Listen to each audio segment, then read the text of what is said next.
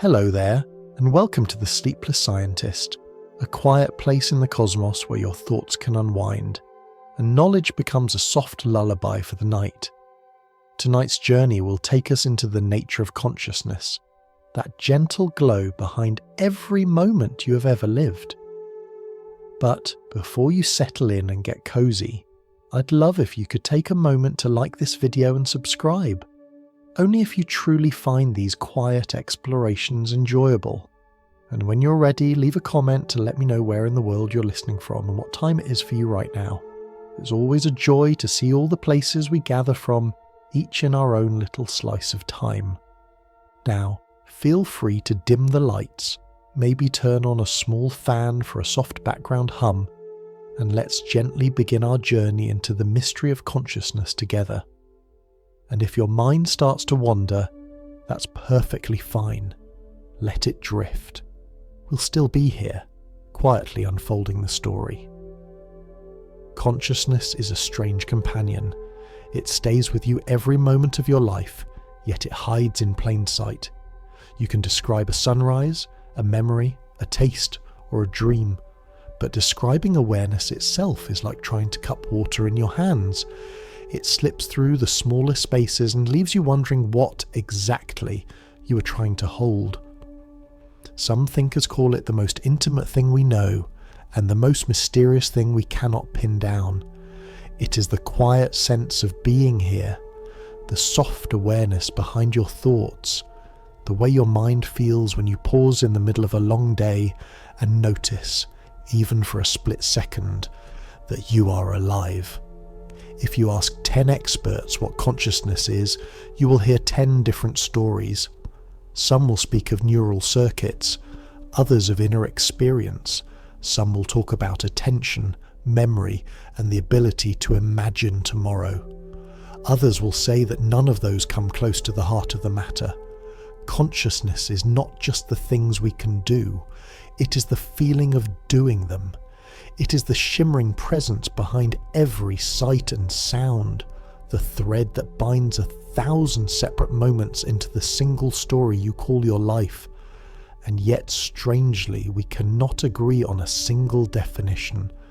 We cannot point to a specific place in the brain and say, there it is.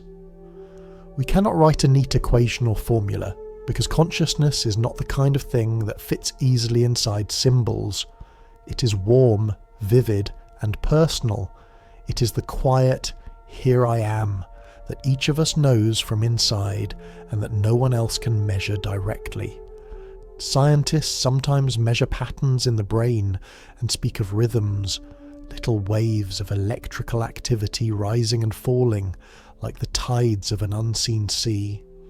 But these are only shadows of the thing itself, indirect traces of whatever it is that allows you to experience the world from the inside. This is what philosophers call the hard problem, the question of why the world feels like something from within. Why does a simple beam of morning light feel warm and gentle? Why does a memory carry an emotional weight? Why does a distant melody stir something in you that no microscope can identify? We can study the machinery of the brain with astonishing detail, but the experience flowing through that machinery remains elusive. It is like studying the shape of a violin without ever hearing the music. Consciousness is also intensely personal. No one has ever felt your thoughts from the inside. No one has ever seen the exact shimmer of blue the way you see it. Everything you know, every hope, every memory, every quiet fear rests within this private chamber of experience. And yet, for something so deeply personal, consciousness connects us in unexpected ways. When you speak with someone, a kind of bridge forms, your awareness meeting theirs, your thoughts shaping their thoughts, their feelings shaping your own. Two separate worlds momentarily aligning. Some describe consciousness as a spotlight, shining on whatever the mind finds important. Others see it as a stream that moves gently from one perception to the next. Some compare it to a small flame flickering in the darkness, while others imagine it as a vast open sky in which thoughts pass like drifting clouds. What you choose doesn't matter as much as the realization that consciousness cannot be captured by any single image. It is too fluid, too intimate, too quietly alive. And yet, this softness hides a profound truth. Every experience you have ever known, every word you read, every memory you revisit, every gentle breath you feel in your chest, appears within this space of awareness.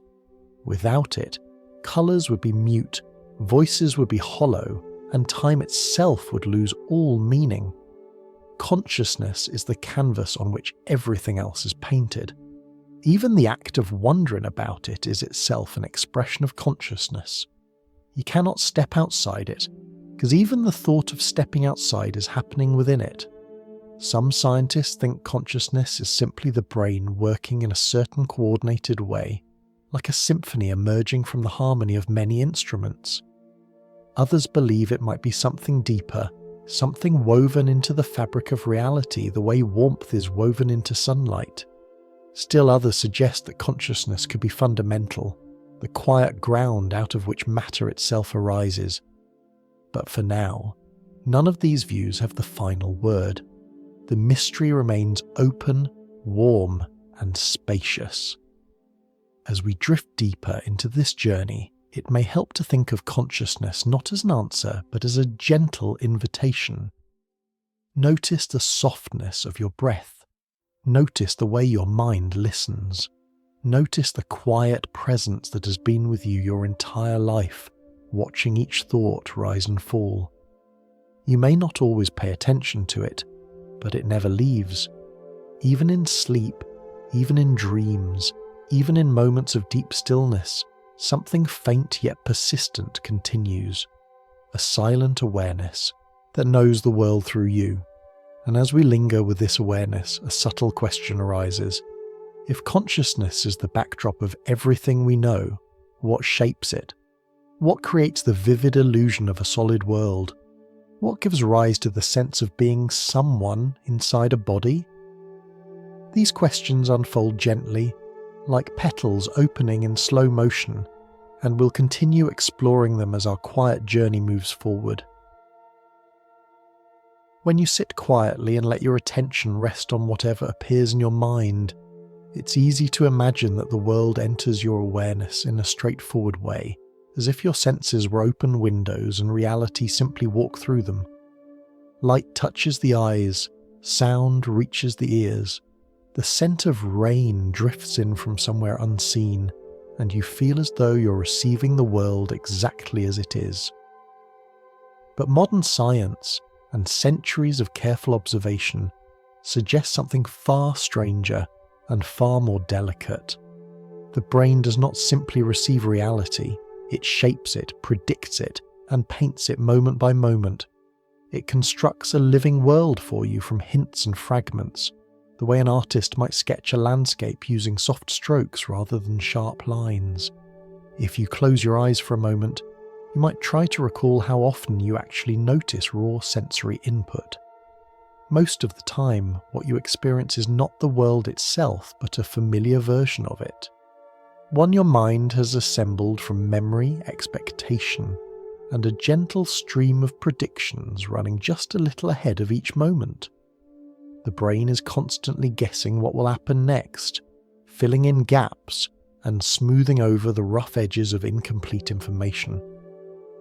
Some scientists describe this as a form of internal forecasting, as if the mind were creating tiny daydreams a fraction of a second before each sensation arrives, then adjusting them ever so slightly when reality touches the senses. When you see something, for example, your brain does not simply take in light and convert it into an image. Instead, it anticipates what should be there and compares that expectation to what your eyes provide. The same thing happens when you hear a voice, feel a texture, or reach for a warm cup. Your mind is always a step ahead, keeping the world stable, predictable, and continuous. Without this constant gentle forecasting, the world would flicker and jump, full of discontinuities your mind could not keep up with. Perhaps this becomes clearest in the strange experiences that reveal the machinery behind perception. Take the phenomenon of blind sight. Some individuals with damage to regions responsible for conscious vision insist they cannot see anything at all, and yet, when asked to point toward an object or describe its movement, they can often do it more accurately than chance. It is as though part of their mind still senses the world, quietly, beneath the threshold of awareness. The ability remains, but the feeling of seeing has vanished. This curious split shows us something profound. Perception and conscious experience are not the same. Awareness is an added layer, like the soft glow on the surface of a lake, whose depths continue moving even when the surface goes still. There is a similar lesson in phantom limbs, when someone loses a hand or an arm, yet still feels sensations as though the missing limb was still present. The brain's internal map of the body persists, gently insisting on the presence of the lost limb because the map was never located in the limb itself. It lived in the brain. Even without physical signals, the inner world continues projecting the sensation of touch and movement. Reality, in this sense, is not simply delivered to you. It is assembled inside you, shaped by structures of expectation built long before. And then there are the moments when the world seems to behave strangely, drifting out of the neat alignment you expect. You might see something familiar become unfamiliar for a moment. A room you've walked through countless times might suddenly feel subtly different, as though it were briefly replaced by an imitation. Or you might experience the sudden sense that the present moment has already happened. These odd sensations remind us how much trust we place in our brain's attempt to assemble a continuous experience. When that seamless construction wavers, even briefly, the whole world feels a little unstable, as if you've glimpsed the backstage of perception. You can see the brain's creative power in lighter moments as well. When you listen to the rhythm of footsteps in a hallway, or the soft hum of a refrigerator at night, your mind often completes patterns that aren't actually there. A faint shape in the dark becomes a person or an animal. A whisper of sound becomes a voice. These are not mistakes so much as the mind's way of keeping the world coherent. Given the choice between randomness and meaning, the brain almost always leans gently toward meaning, toward stories, patterns, and familiar forms. This idea becomes even more fascinating when you consider how much of the world you never directly sense. Your eyes, for instance, only detect a small slice of the full spectrum of light. Bees and birds see colours you have never seen, in wavelengths your eyes cannot perceive. Infrared warmth and ultraviolet shimmer surround us constantly, yet remain invisible. When you feel warmth from a nearby lamp, or the heat of sunlight through a window, you are touching a form of light that your eyes simply aren't built to see. The world is rich with signals, textures, and vibrations you will never consciously experience, and your awareness is only a small window through which the mind constructs its version of reality.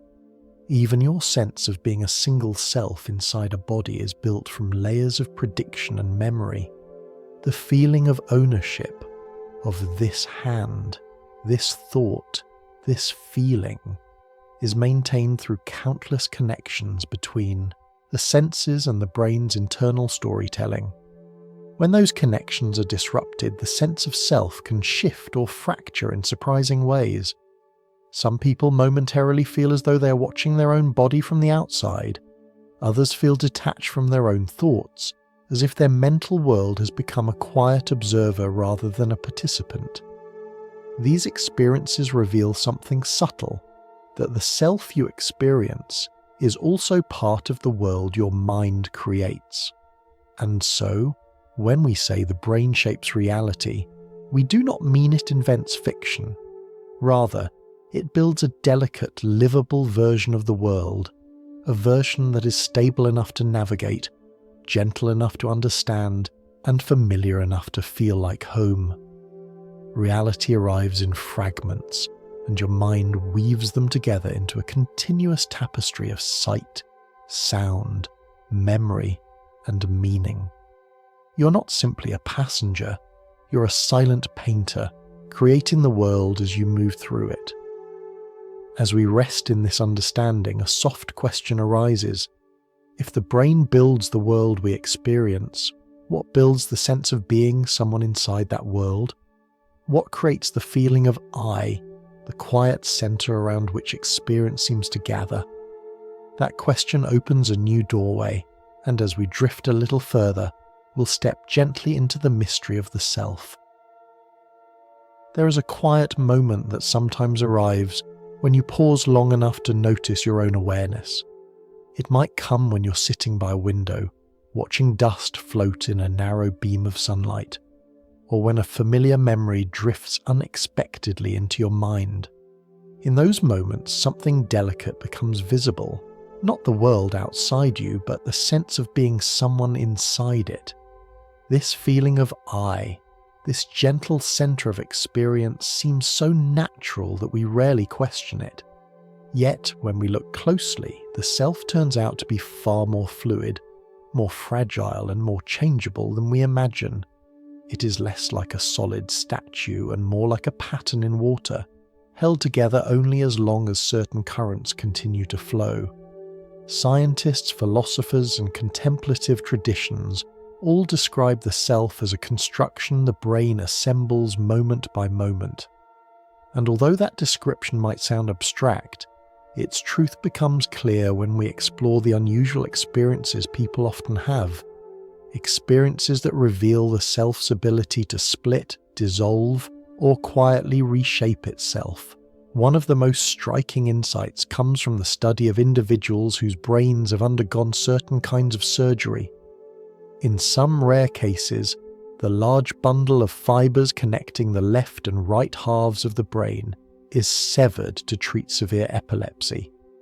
Afterward, something almost unbelievable appears. Each half of the brain begins operating somewhat independently, like two musicians playing their own melodies while sharing the same instrument. One hand might reach for an object, while the other hand pushes it away. One half might answer a question differently from the other. There is still one body, one face, one life, but the sense of a single unified self becomes more like a duet than a solo performance. What does this mean? It suggests that the self is not a fixed entity hidden somewhere inside us, but a coordination between different processes, a harmony of systems that usually work so smoothly we mistake their synchrony for unity. When the coordination falters, even slightly, the I we take for granted can drift, divide, or behave in unexpected ways. It is as though the self is a quiet agreement among many parts, and when the parts lose contact with one another, each begins to tell its own story. Out-of-body experiences reveal another aspect of this fluidity. When certain regions of the brain are stimulated, particularly those that integrate touch, balance, and spatial awareness, people sometimes report the sensation of floating above their own bodies. They may describe watching themselves from a corner of the room or drifting near the ceiling. The experience cannot be reduced to a simple hallucination because it carries a vivid sense of presence, as though the feeling of I temporarily steps away from the physical frame it usually occupies. This does not prove that the self literally leaves the body, but it does show how easily the brain can reassign the location of the self, moving it from behind the eyes to some imagined vantage point in space. Even in everyday situations, the self can behave more like a shifting cloud than a permanent rock. When you become deeply absorbed in a task, while painting, writing, playing music, or even washing dishes, the sense of me often becomes quieter. Time passes differently. You move without planning. Thoughts feel lighter. Some people describe this as flow, a state where the self loosens its grip and awareness becomes more spacious. Others experience the opposite in times of stress or grief. The self becomes tight, heavy, and contracted. It is not the world that changes in those moments, but the shape of the self that leans into it. Memories play a quiet role in shaping the self as well. Every time you remember something, the memory changes slightly, like a photograph fading and being redrawn each time you look at it. The self you believe you are, the story you carry inside, is not fixed but endlessly updated. You may think of yourself as someone who enjoys certain foods, dislikes certain people, or fears certain places, but even these preferences are shaped by recollections, assumptions, and layers of experience your mind has stitched together over years. In this sense, the self is less a solid identity and more a narrative the brain keeps revising, smoothing over contradictions and filling in gaps to create the feeling of continuity. There are also moments when the self seems to slip in subtle ways. You might wake up from a vivid dream and feel, for a brief instant, as though the person in the dream was a different version of you. You might hear your voice on a recording and be surprised by how foreign it sounds. Or you might notice that your sense of age, personality, or identity shifts depending on who you are with or what mood you're in. These small changes suggest that the self is adaptable, a flexible lens that tilts and refocuses depending on circumstance. Meditation and contemplative practices often illuminate this fluidity more clearly. When someone sits quietly, following the breath or watching thoughts rise and fall, the sense of I often begins to soften. Thoughts appear like passing clouds, feelings come and go, sensations ripple through the body, yet the observer, the awareness behind these moments, remains open and still. Some describe this as sitting behind their own mind, watching the self's movements with gentle distance. Others reach a point where the self seems to dissolve entirely, replaced by a spacious awareness in which thoughts, sounds, and emotions simply appear and disappear. In these moments, the self feels less like a person and more like a place, a quiet field in which experiences happen. All of these examples suggest that the self is not a single entity but an ongoing process, one that the brain constructs for stability and coherence. It is an event that arises when many different systems align: memory, bodily sensation, attention, emotion, and personal narrative. When those systems shift, the self shifts with them. It flickers, expands, contracts, and sometimes even steps aside. And yet, something remains constant beneath these changes, a quiet observer that watches the self's transformations without being changed by them. If consciousness is the gentle light that illuminates experience, then the self may be only a shape that light takes for a while, like a pattern cast on a wall by a passing candle. As we rest in this idea, another question quietly forms. If the self is a shifting construction, what lies beneath it? What is the nature of the awareness that watches the self come and go? And how does the brain create a world stable enough for that awareness to inhabit? We drift a little deeper as these questions open the way toward the next layer of our exploration. If you sit quietly for a moment and simply notice the feeling of being awake, it may seem as though consciousness is a simple switch, either on or off, present or absent. You wake in the morning and awareness returns. You drift into sleep at night and it fades.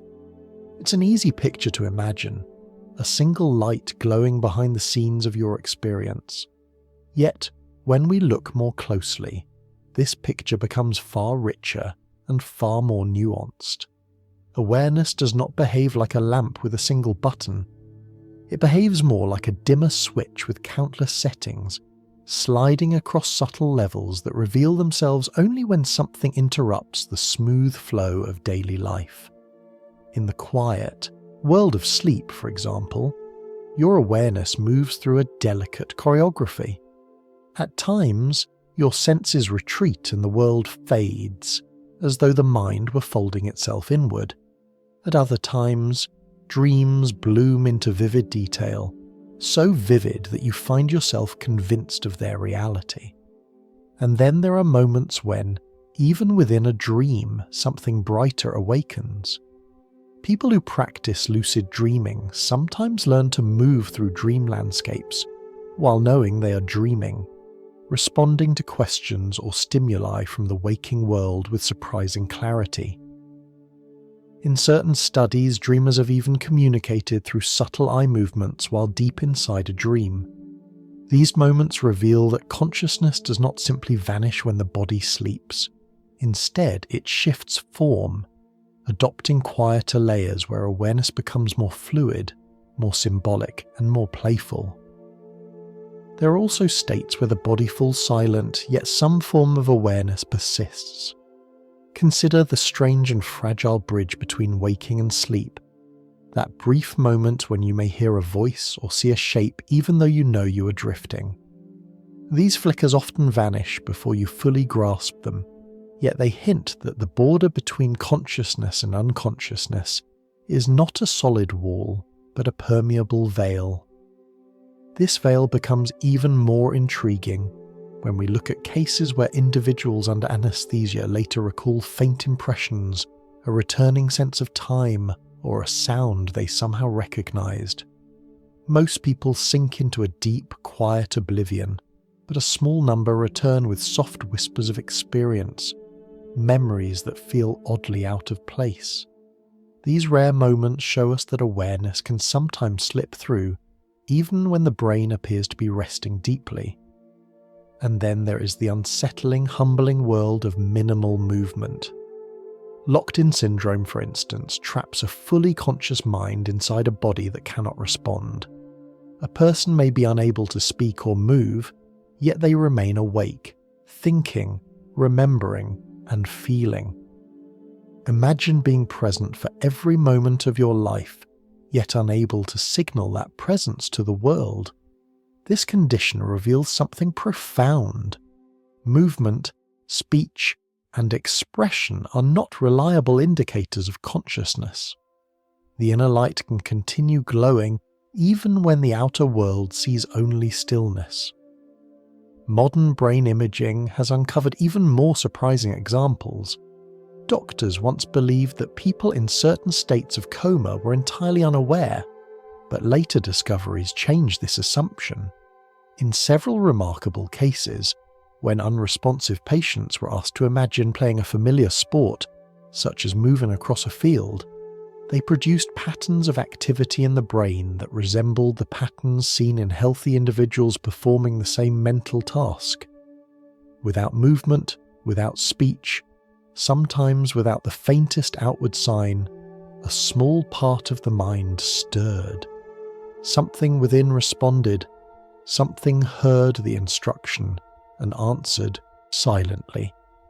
These findings don't simply reshape our medical understanding, they reshape our understanding of what it means for awareness to persist in hidden places. The same applies to the moments just before and after consciousness fades, when someone is slowly waking from sleep or gently drifting into the first moments of rest. The layers of awareness shift in quiet gradients. You may find yourself caught in a borderline state where thoughts drift like feathers, half-formed and soft, blending into the beginnings of a dream. You may open your eyes with the sense that you are thinking or travelling or remembering something that now dissolves faster than you can hold on to it. These transitions, though ordinary, hint at a deeper truth. Consciousness is never a simple yes or no. It is an unfolding spectrum. Even in states we consider unconscious, like deep sleep, sedation, or fainting, the brain continues to hum with patterns that change in subtle but meaningful ways. Scientists sometimes describe these patterns as waves, though not the kind you measure with strict numbers, but rather the gentle rhythms of a landscape shifting in slow motion. When awareness is bright and alert, these rhythms can become intricate and lively, as though many voices in the brain are speaking at once. When awareness fades, the rhythms grow slower, broader, more unified, almost like a tide drawing back from the shore. And in some liminal states, moments between waking and sleep, these rhythms can flicker unexpectedly, creating small sparks of awareness even when the rest of the mind is resting. A simple example appears in everyday life. The moment you drive home on a familiar route and suddenly realize you don't remember the last few turns. Your hands moved, your senses responded, but the story of your experience drifted elsewhere. Were you conscious during those moments? In some ways, yes. In others, no.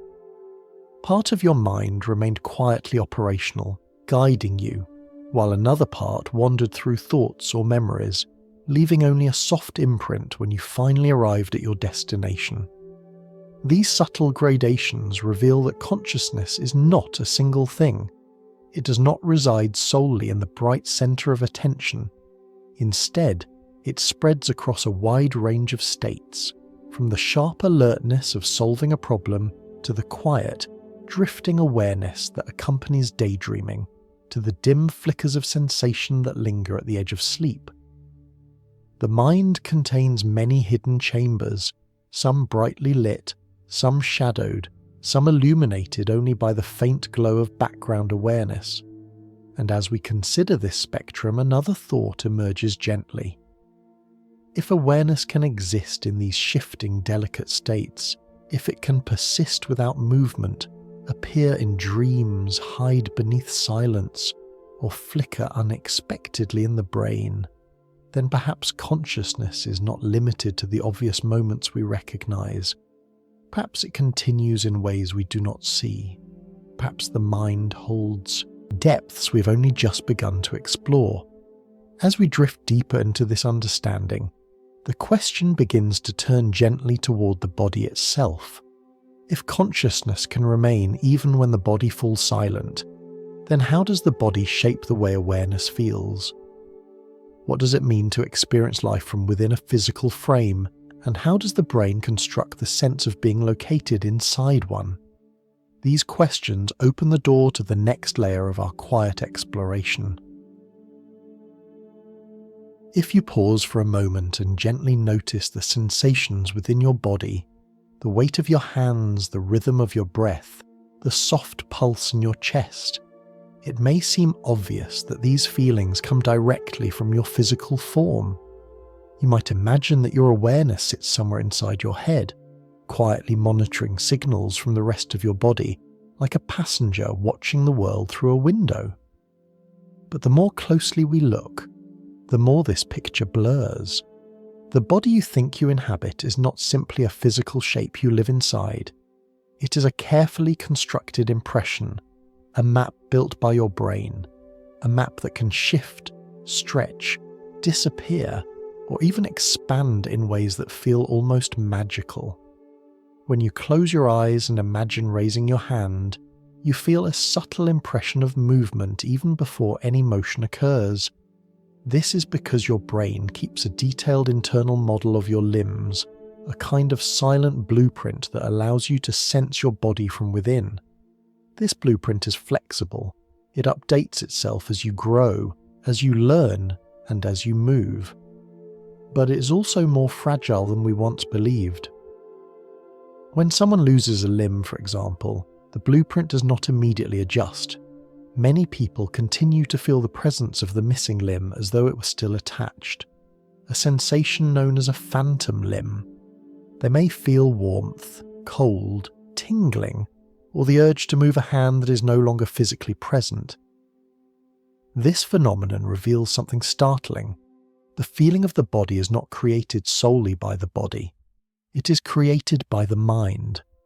The same insight appears in those who learn to navigate the world using sound instead of sight.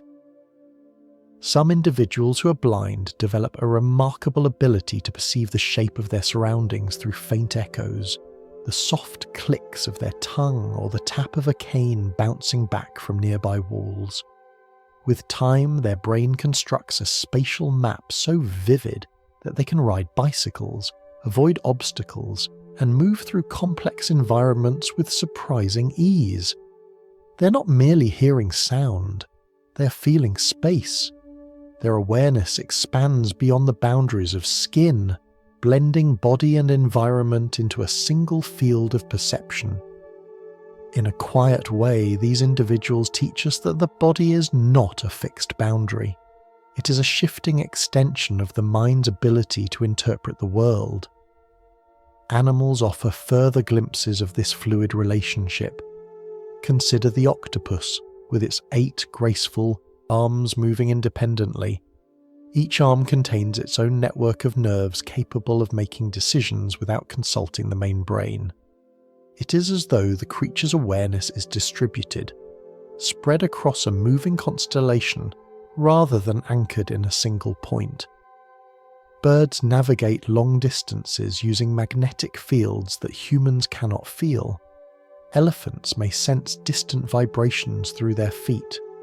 Dogs perceive scents layered in time, as if smelling a story unfolding across hours.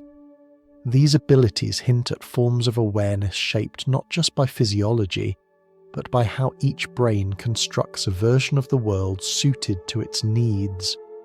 Even within your own body, the sense of touch is far more creative than you might guess. If you place one hand on a cool surface and the other in warm water, your brain may blend these sensations in ways that feel strangely disorienting, as though your sense of temperature is drifting. If you cross your arms and someone taps one of your hands, you might momentarily misjudge which hand was touched, because your brain's mapping of position and sensation is temporarily confused. These tiny missteps show how quickly the mind can alter the experience of being located in a body. One of the most curious demonstrations of this flexibility comes from experiments where someone watches a rubber hand placed in front of them while their real hand is hidden. If both the rubber hand and the hidden hand are stroked at the same time, many people begin to feel as though the rubber hand is their own. When the rubber hand is gently touched, they feel the touch. When it is threatened, they feel a jolt of protection. The mind accepts the fake limb because the timing of the sensations matches its expectations. Reality in this sense is something the brain negotiates rather than receives. There are also moments in daily life that reveal the quiet boundary between body and mind.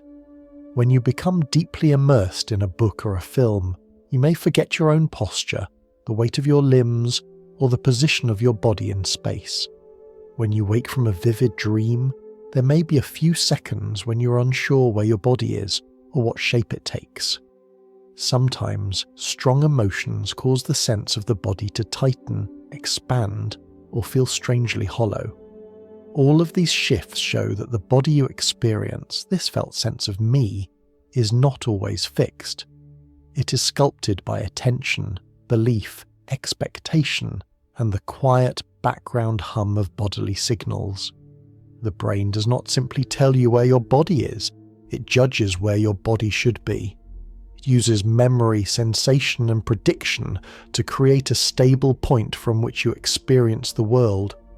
When these elements align, the self feels centered, familiar, and grounded. But when they drift apart, even slightly, the sense of your physical presence can stretch into unusual shapes. Some people describe moments when they feel larger than their body, or smaller, or as though they are floating. Others feel a gentle detachment, like observing the body from a little distance rather than living inside it. These experiences are not errors. They are windows into how flexible the sense of embodiment truly is. This fluidity becomes even more interesting when we consider how the mind can extend the body beyond its natural limits. When you use a tool, whether it is a spoon, a walking stick, or even a musical instrument, your brain quickly learns to incorporate it into your sense of reach. A cane becomes an extended fingertip. A paintbrush becomes part of your arm. A violin becomes part of your emotional voice. This quiet expansion reveals that the body is not defined by skin, but by the boundaries of usable experience. Anything you can sense and control can become for a moment part of your embodied self. And so the body, as you know it, is not merely flesh and bone, it is a living idea, an internal model that your brain updates constantly, a blend of sensation, memory and expectation. The physical frame is the foundation, but the experience of that frame is created from within. The mind draws the boundaries, colours them with emotion, stretches them with imagination, and contracts them with fear. The body you feel is the body the mind believes. As we rest in this understanding, a deeper question begins to rise. If the mind can shape the experience of the body so profoundly, then how does it shape our experience of time, memory, and the unfolding story of each moment? As our quiet journey continues, we gently turn toward this deeper layer of awareness. There is a quiet moment that sometimes appears when you pause in the middle of your day and ask yourself what time really feels like. Not the time on a clock, not the schedule you follow, but the gentle unfolding of moments inside your mind. If you observe closely, you may notice that time does not always flow evenly. Sometimes it moves with the slow softness of drifting clouds, and sometimes it seems to leap forward when you're not looking. A peaceful afternoon can stretch endlessly, while a joyful conversation can vanish in what feels like an instant. This fluidity isn't just poetic. It reveals something profound about the way the mind creates the sense of time.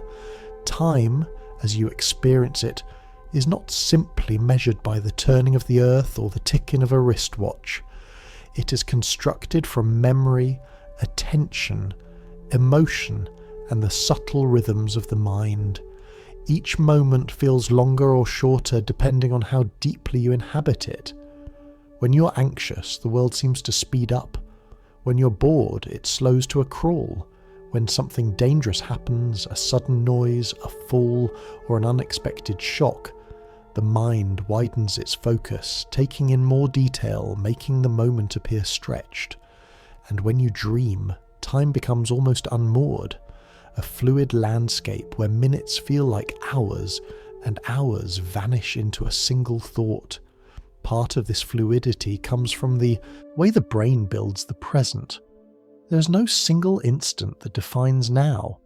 Instead, the mind gathers together events from the last fraction of a second, tiny fragments of sight, sound, and sensation, and blends them into a unified moment. Some scientists describe this as a kind of perceptual window, a soft overlap where fresh information and fading impressions meet. But described gently, you might imagine it as the mind weaving a small basket around the passing moment, holding it together just long enough for you to notice it before it flows onward. This weaving of time becomes especially clear in déjà vu, the uncanny feeling that you've lived a moment before. For a brief instant, the present feels like a memory, as though two layers of experience have slipped slightly out of alignment. You look around and sense that everything is strangely familiar, even though you know it shouldn't be. The mind has simply stitched the present together in an unexpected way, giving you a glimpse of how it normally hides the machinery of experience behind a seamless flow. There are opposite moments too, when something familiar suddenly feels foreign. This is known as jamais vu, the sense that a word or a place or a face you see every day has become unfamiliar.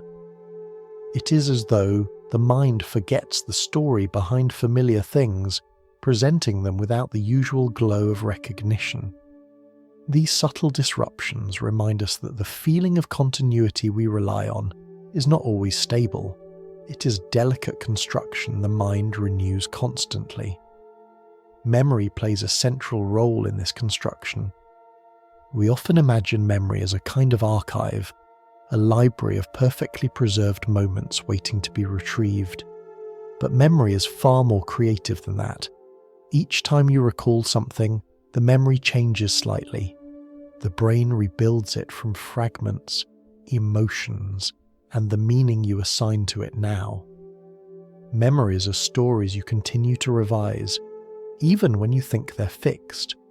They are closer to living paintings than to photographs, brushstrokes added and softened each time you revisit them. Because memory changes, the self changes with it. A childhood memory might feel vivid one day and distant the next. A joyful moment from years ago might suddenly carry a new shade of sadness. The story of your life is not just something you remember, it is something you quietly rewrite again and again. And this gentle reconstruction influences how you feel time moving. When you look back on a long period filled with routine, it may feel compressed, as though the months folded into each other. Yet a few days filled with new experiences can feel expansive in hindsight. Time stretches when we pay attention and contracts when we drift through it on autopilot. There are also moments when time seems to pause entirely. A person deep in meditation might describe the present as widening, becoming spacious and still. A musician absorbed in a performance might lose all sense of before and after, resting in a suspended awareness where only the unfolding moment exists. Athletes sometimes speak of being in the zone, where decisions happen effortlessly and time feels strangely fluid. These experiences reveal that the mind can shift its relationship to time depending on how deeply it engages with the present. Dreams add another layer to this mystery.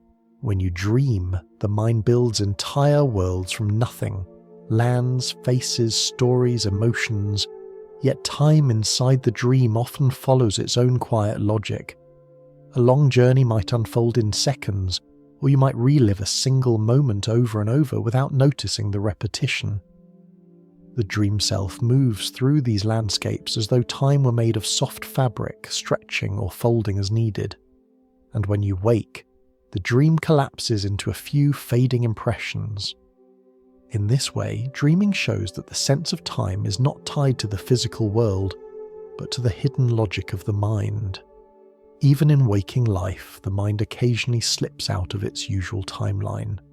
Imagine sitting down to work on something you love, a piece of writing, a song, a puzzle, a conversation, and suddenly noticing that hours have passed with barely a trace. Or the opposite, a moment of quiet sadness that feels unexpectedly deep, as though time has slowed to hold the feeling gently in place. These shifts do not come from clocks. They come from the way attention shapes experience, the way awareness expands and contracts like a living thing. All of these nuances suggest that time is not an external force pressing on the mind from outside. Rather, it is something the mind creates internally, a gentle rhythm shaped by emotion, sensation, and memory. It is a tapestry woven from the threads of experience, constantly being revised, reshaped, and reinterpreted. And because memory itself is fluid, the story of time becomes fluid as well. As we settle into this understanding, another question begins to rise softly. If the mind can construct time with such subtlety, stretching it, compressing it, blending moments and shaping memories, then how does it handle the deeper patterns that flow within consciousness? What rhythms whisper beneath thought and perception, guiding the mind's gentle dance from moment to moment? As our quiet journey continues, we drift toward the hidden currents of awareness that shape the inner life. If you sit in a quiet room and pay attention to the subtle sensations inside your mind, you might begin to notice an inner rhythm, a kind of soft pulse that is not quite a sound and not quite a feeling, but something in between.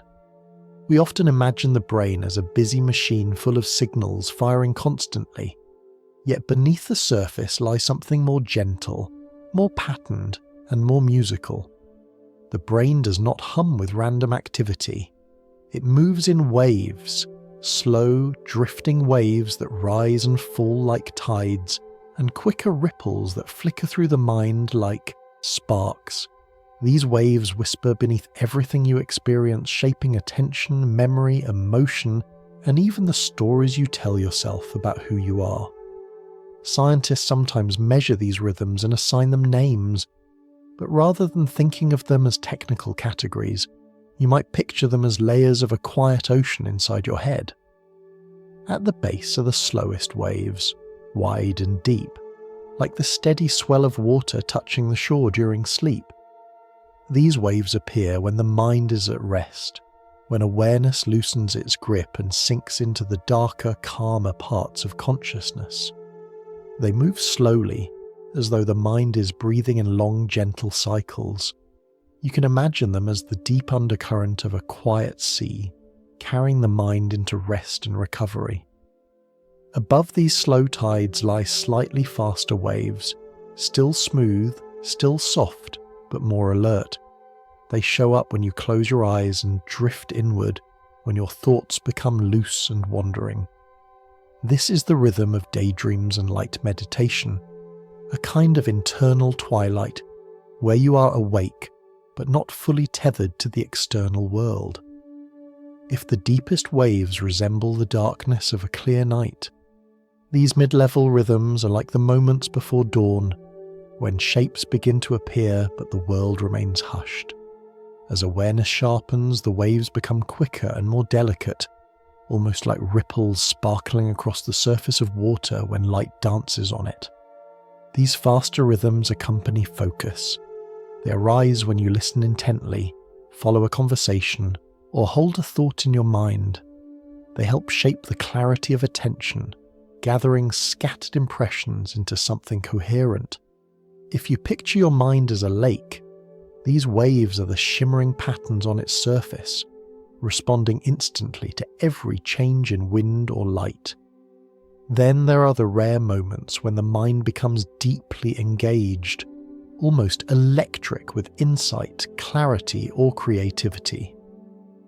During those times, while solving a problem, composing music, or experiencing a sudden realization, the waves become even more intricate. They don't merely ripple, they sparkle, bright and brief, like tiny bursts of light flashing through the mind. These delicate patterns do not last long, but when they appear, the mind feels vividly awake, as if lifting itself above the usual flow of time. Each of these rhythms carries a different quality of awareness, much like how different tempos in music create different atmospheres. Slow rhythms bring rest, calm and stillness. Mid-level rhythms invite reflection, imagination, and soft focus. Quick rhythms support attention, learning, and presence, and the most rapid flickers accompany the mind's brightest, most refined moments, those flashes that feel like illumination. What's remarkable is that these rhythms are always changing. Like a piece of music that continually transforms, the mind shifts from one pattern to another as your thoughts, emotions, and environment change. When you move, from concentration to relaxation, the waves widen. When you drift into reflection, they soften. When a sudden insight arrives, the ripples sharpen into bright patterns. Even as you read these words, your inner rhythms are adjusting, sometimes slowing, sometimes quickening, responding to the emotional and cognitive flow of the moment. You can see the influence of these rhythms in daily life. Think of the difference between a busy morning filled with tasks and a quiet evening walk when your thoughts wander freely. In the morning, your inner waves are quick, layered with focus and planning. During the walk, they stretch and slow, creating space for reflection. Or consider how the mind behaves when you are drowsy. The waves grow wide again, carrying you towards sleep. You may feel your thoughts drifting apart, like small boats that no longer need to stay close to shore. And during sleep, these rhythms become even more intricate. In deep sleep, the slowest waves dominate, plunging the mind into restorative stillness. But in dreaming, the waves shift again, speeding up, weaving together sensory fragments into vivid stories. Dreams may seem chaotic, but they arise from a delicate interplay between the different rhythms of the mind. The dream self, fluid, imaginative, unbound by physical constraints, is shaped by these patterns, which blend emotion, memory, and sensation into a single landscape. These rhythms also speak to something deeper, the idea that consciousness is not simply a product of brain activity, but a pattern that moves through it. The waves are not consciousness itself, but they appear alongside different shades of awareness, much like weather patterns reflect the state of the atmosphere without being the atmosphere itself. When the mind is calm, the rhythms settle. When the mind is alert, they sharpen. When the mind slips into meditation, they find a balance between stillness and clarity, often creating a sense of spaciousness that feels almost timeless. In contemplative traditions, people often describe the mind as a lake with many layers, some agitated, some peaceful, some clear, and some dark. When the surface is agitated, reflections are distorted, but when the surface becomes still, it can reflect the sky with perfect clarity. The brain's rhythms evoke this same imagery. They shape how clearly you see the world, how deeply you feel your emotions, how vividly you imagine possibilities. They are the hidden music of the mind, guiding the ebb and flow of your inner life. And yet, while these rhythms influence consciousness, they don't explain it. They're part of the scenery, not the source. They offer clues, gentle hints, like ripples that show where a stone may have fallen beneath the water. But the core mystery remains deeper. Awareness glides across these waves without being confined by them, like a light that rests on the surface but is not made from the water itself. As we settle into this understanding, a new question begins to form quietly. If these rhythms shape attention and emotion, what happens when they falter or shift dramatically? What happens when the boundaries of the mind begin to soften, when the sense of self dissolves, or when awareness reaches beyond the body? As our journey continues, we drift toward the quiet places where the mind begins to loosen its usual patterns, opening into deeper, stranger forms of experience. There are moments in life when the sense of being a separate someone begins to soften, almost the way a mist thins when touched by the first light of morning. These moments arrive quietly, without effort, and often without warning. They appear when the mind becomes deeply still, or when experience flows so smoothly that the usual boundaries around the self begin to blur. In these moments, you may feel less like a solid shape moving through the world, and more like a gentle presence through which the world passes. It is a subtle shift, an easing of the edges of identity, but it offers a glimpse into a deeper layer of consciousness, where the lines we draw around ourselves begin to melt. One of the clearest places this softening appears is during meditation. When someone sits quietly, letting thoughts drift like clouds across an open sky, the usual chatter of the mind begins to settle.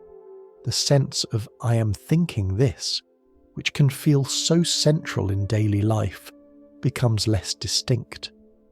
Thoughts appear on their own, float for a moment, then fade. Sensations rise and fall without needing to be claimed by a self. With enough stillness, you might feel the quiet awareness beneath all of this, a gentle field in which experience comes and goes, unaffected by the movements within it. Many people describe this as a moment when the usual dividing line between me and the world seems less sharp. Not gone, just softened. This softening can unfold in other ways as well. Certain plant-derived experiences, long used in various cultural and ceremonial settings, have been reported to dissolve the boundaries of the self in vivid ways. People sometimes describe the feeling as though their personal story is widening into something much larger, or as if the space around them is merging with the space within. The sensation is not one of losing oneself, but rather of the self opening, like a drop of water blending into a gentle stream. These experiences do not need to be interpreted literally. Instead, they teach us that the mind can shift its sense of identity when certain internal filters loosen. Flow states show yet another way the self can become transparent. Imagine a painter absorbed in colours and shapes, or a musician moving effortlessly through a melody. In those moments, attention becomes so focused, so beautifully fluid, that the sense of "I am doing this" fades into the background. Action and awareness merge. Time loses its usual pace. The body seems to move on its own. When asked later, many people say they felt as though they had stepped out of the way, allowing something quieter and deeper to take over.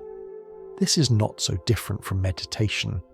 It's the mind slipping into a rhythm where the self is no longer the center of experience. Even sensory deprivation can reveal this hidden fluidity. In a dark, silent environment where the usual signals from the world fall away, the mind begins filling the quiet with its own creations. Flickers of light, faint sounds, drifting shapes. These arise not because something is wrong, but because the mind is used to interacting with a constant flow of information. When the flow pauses, imagination steps in, and in the absence of the usual anchors, sight, sound, touch, the sense of being located inside a body becomes less certain. Some people describe feeling weightless, as though floating in a gentle space without edges. Others describe a sense of merging with the darkness itself, like being held in a vast, warm emptiness. Hallucinations that emerge spontaneously in such environments are not mere tricks. They reveal how much the mind contributes to the experience of being someone. When the external world grows silent, the internal world grows louder. Colours bloom behind closed eyes. Sounds appear without a source. The mind continues generating a sense of presence, even when the environment offers nothing to shape it. These moments show us that the self is partly constructed from the dance between inner and outer signals, and when that dance slows, the self becomes more fluid. There are also gentle, everyday experiences that hint at this same dissolution. When you stand at the edge of the ocean and listen to the steady pulse of waves, you may feel your thoughts stretch outward, blending with the horizon. When you lie beneath a night sky filled with stars, the vastness above you can touch something quiet inside, making your own boundaries feel less solid.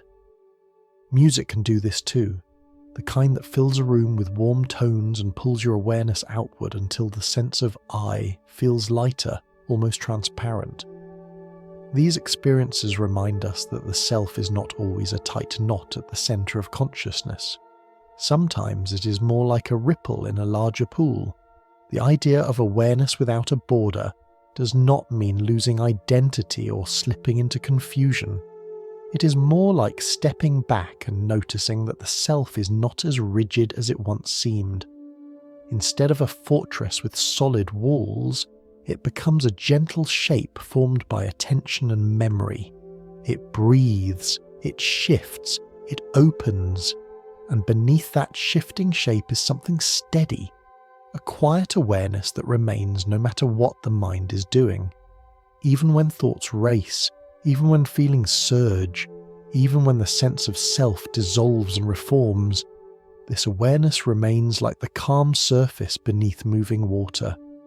What makes these dissolving moments so powerful is not that they reveal something strange or supernatural, but that they reveal something profoundly natural. They show that consciousness is larger than the story we tell about ourselves. The boundaries we draw are helpful. They allow us to navigate relationships, responsibilities, and everyday life, but they are not the whole picture. Beneath them lies a deeper spaciousness, a kind of open presence that does not belong to any particular identity. It is the same awareness that was present in your earliest memories, the same awareness that witnesses your thoughts now, and the same awareness that will be with you in all the quiet moments to come. As we let these ideas settle, another gentle question begins to arise. If awareness can remain even when the self softens, if it continues in dreams, in meditation, in stillness, and in the quiet spaces where identity dissolves, then what happens when the body too becomes still? Can consciousness remain even when expression becomes impossible? With that soft curiosity, we drift toward the next layer of our exploration. There are moments in the study of the mind that gently unsettle our assumptions about what it means to be aware. Most of the time, we equate consciousness with expression. If someone speaks, moves, responds, or looks at us, we feel confident that they are present. We take movement as a sign of life and silence as its absence. Yet there are hidden corners of human experience where this connection loosens. Moments when awareness continues quietly, even though the body cannot follow. These moments reveal that consciousness is far more resilient, more subtle, and more independent than we might imagine. They remind us that the inner world does not always show itself outwardly, and that presence sometimes hides beneath stillness. One of the most striking examples appears in those rare situations where a person becomes fully awake inside a body that cannot respond. There are individuals who, after an accident or illness, remain entirely aware but unable to speak or move. They lie in a hospital bed with eyes partly open, yet every attempt to communicate, every word, every gesture remains trapped inside. They hear conversations, recognize loved ones, and feel emotions as vividly as anyone else, but the body offers no doorway for expression. For years, the medical world misunderstood many of these cases, assuming that the absence of movement meant an absence of mind. It was only when subtle techniques were developed to detect small changes in breath or eye flickers that their inner clarity was discovered. Imagine being fully conscious, thinking, remembering, observing, while the world believes you are not there. It is a haunting and humbling possibility, and yet it reveals something important. Consciousness does not always need a voice, a gesture, or a movement to exist. Awareness can persist quietly, like a flame sheltered behind glass, burning steadily even when no one sees its glow. A similar revelation comes from moments known as brief lapses, when a person suddenly loses their connection to the present for a few seconds and then returns with no memory of the lost time. These episodes can happen unexpectedly, during conversation, while walking, or even while sitting silently. To an outside observer, the person may pause mid-sentence or stare into the distance as though the world has suddenly gone still, and then, just as quickly, they return. These moments do not always signal anything dangerous. In many cases, they reveal the mind's delicate balance between the conscious world and the underlying rhythms that support it. What makes these lapses fascinating is that they show how awareness can flicker, sometimes without warning, like a candle briefly dimming before it brightens again. During those silent seconds, the sense of self may vanish. Time may skip like a missing frame in a film. The individual may feel nothing at all, or they may feel as though they were elsewhere for reasons they cannot explain. These moments remind us that consciousness is not fixed. It moves gently in and out of clarity, sometimes disappearing so softly that the rest of the world hardly notices. In other cases, the boundary between awareness and non-awareness is shaped by subtle shifts in the brain's internal activity. For instance, when a tiny electrical pulse is applied deep inside the brain, something done only in rare controlled treatments, it can cause awareness to fade or return within moments. Described softly, this is like touching a hidden switch. The mind brightens or dims as though responding to an invisible breeze. It does not feel mechanical in the way machines turn on and off. Instead, it feels delicate, as though the brain were adjusting its internal lantern, allowing more or less light to shine into consciousness. These discoveries challenge the idea that awareness is inseparably tied to physical expression. They show that consciousness can be present even in silence, even in paralysis, even in the brief disappearances that punctuate the flow of time. They invite us to imagine awareness not as something the body produces outwardly, but as something that exists first and expresses itself only when the body is able. You can sense this subtle independence in everyday life as well. There are moments when your body acts without conscious involvement. When you drive along a familiar road and suddenly realize you don't remember the last few minutes, or when you catch an object before you consciously notice that it is falling. In these moments, your awareness steps back while your body continues moving, guided by patterns deeper than deliberate thought. And sometimes the opposite happens. Your awareness stays present even while the body remains still. You might listen to someone speak, perfectly engaged without moving a muscle. You might feel an emotion rise, a quiet tenderness or sadness, without showing any sign of it externally. Awareness and expression are partners, but they do not always move together. There are even rare instances where someone appears deeply unconscious, unmoving, unresponsive, yet later recalls fragments of what happened around them. A voice, a touch, a feeling of being present beneath a heavy shadow. These reports are not always easy to interpret, but they reinforce a mysterious possibility that consciousness can remain underneath layers of stillness, even when the body offers no outward hint of its presence. All of this reshapes the way we think about what it means to be aware. If consciousness can exist without movement, without speech, without visible signs, then perhaps awareness is not as fragile as we sometimes fear. Perhaps it does not depend entirely on the body's ability to act or respond. Instead, it may be more like a quiet observer, constant, patient, and capable of enduring circumstances in which expression becomes impossible. This idea grows even more intriguing when we consider the subtle experiences people report during accidents, or moments of sudden danger, seconds when perception seems to sharpen, when time slows, and when the usual boundary between body and awareness grows strangely thin. Those moments are waiting just ahead in our journey.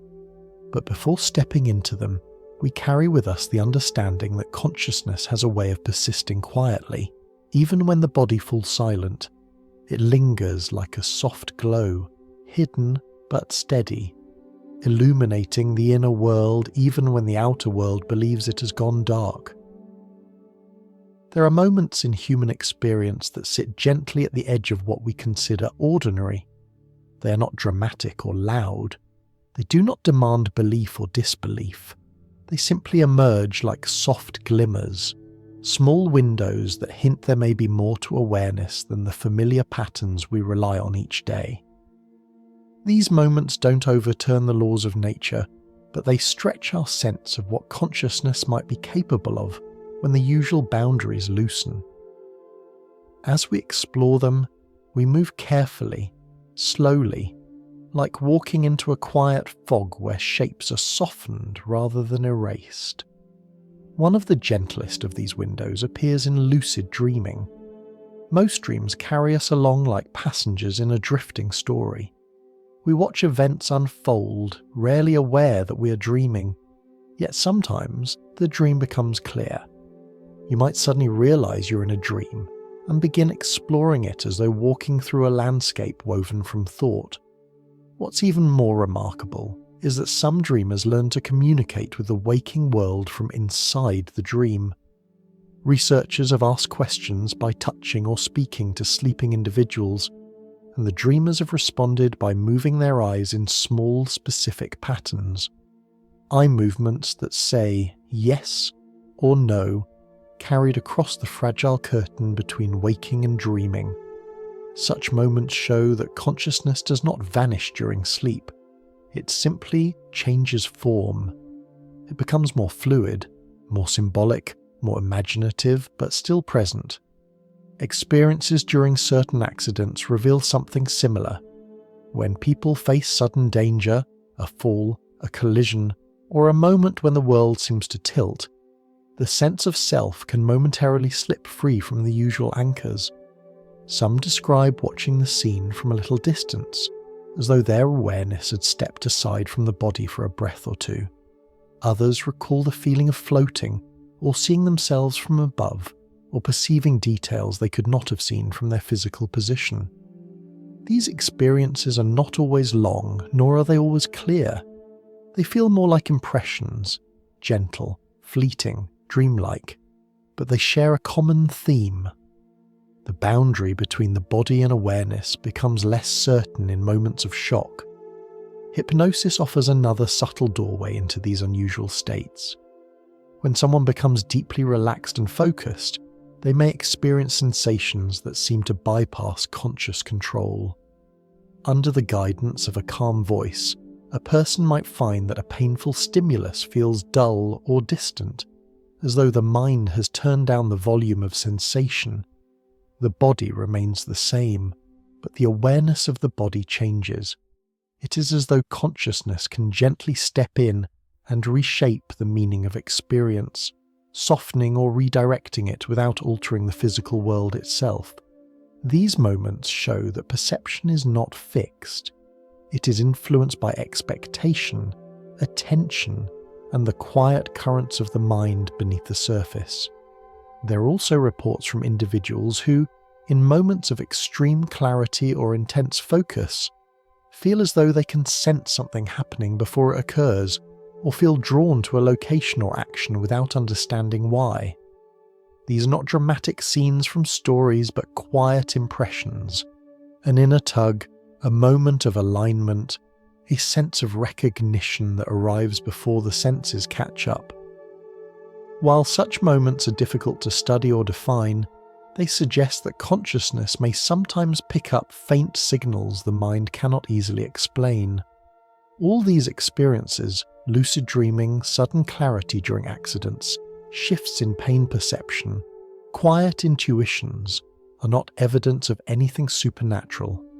Instead, they show that the mind has layers and capabilities we do not fully understand. They challenge the idea that awareness must always follow predictable rules. They hint that consciousness can extend slightly beyond its usual boundaries when attention, emotion, or circumstance shift in unusual ways. This brings us to an idea often expressed softly in philosophy and contemplative traditions: the possibility that the brain may not create consciousness in the way a lamp creates light. Instead, it might shape consciousness, focus it, or limit it, the way a narrow window determines how much of a vast landscape you can see. This is sometimes described using the image of a lantern. Imagine an immense bright light shining everywhere, too powerful to look at directly. The brain could be the lantern's casing, shaping and dimming the light into something manageable, something we can live inside without being overwhelmed. Through this view, awareness exists first, wide and open, and the brain serves as a filter that makes experience personal and usable. This idea does not reject the physical world or replace it with mysticism. It simply suggests that consciousness might be deeper than the structures that express it. Just as a radio shapes the music it receives without creating the signal itself, the brain might shape awareness without being its origin. This gentle possibility becomes even more interesting when we consider the experiences people report in altered states. Moments when the usual filters loosen and awareness feels broader, more spacious, or more connected. These softened states do not need to be fully understood to be meaningful. They invite curiosity rather than certainty. They ask us to pay attention to the delicate ways consciousness can shift when the mind becomes quiet, when the body becomes still, or when life presents moments of surprise. They encourage a posture of wonder, not explanation. Perhaps the most important thing these experiences teach is not that consciousness is mysterious. though it is, but that consciousness is flexible. It stretches, it narrows, it drifts, it shimmers. It adapts itself to both the world outside and the world within. It finds expression even when expression seems impossible, and it continues quietly even when the usual signs of awareness fade. And so, as we settle into the idea that consciousness may have soft edges that reveal themselves in moments of dreaming, danger, or deep relaxation, a new question gently arises. If awareness can slip beyond its usual boundaries in these subtle ways, could it also reach beyond the limits of perception itself? Could there be moments when consciousness touches distant impressions or meaningful coincidences that seem to defy straightforward explanation? With that thought, we drift toward the next chapter of our exploration, where perception stretches into subtle, unexpected directions. There are certain moments in life that feel as though they arrive from some distant edge of perception, subtle enough to ignore but gentle enough to make you wonder. They do not shout, they do not insist, they simply appear, like faint ripples spreading across a still pond, hinting that something touched the surface just out of sight. These moments, quiet impressions of faraway places, coincidences that seem to carry a whisper of meaning, thoughts that feel guided rather than generated, invite us to soften our assumptions about what the mind can perceive.